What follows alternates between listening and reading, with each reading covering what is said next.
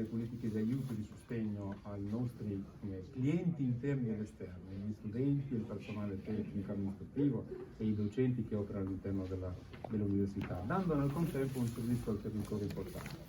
Era un obiettivo strategico, è uno dei tanti che in questo sessennio abbiamo con grande soddisfazione realizzato, ma è un obiettivo che traduce quelle politiche, perché non bisogna solamente darsi un obiettivo, ma bisogna anche dire come lo si vuole realizzare, e le politiche aiutano a questo, e le politiche di uguaglianza di genere e sostegno alle famiglie si realizzano con questo servizio e con tutti gli altri che abbiamo portato avanti in questo sessennio, che sono fondamentali e importanti.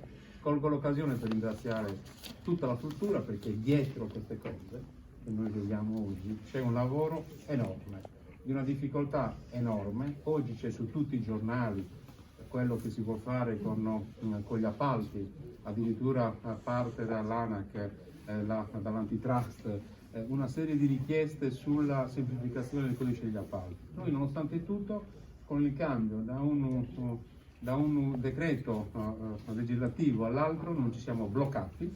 Se non vado errato, tutti questi investimenti hanno avuto alcuna soluzione di continuità.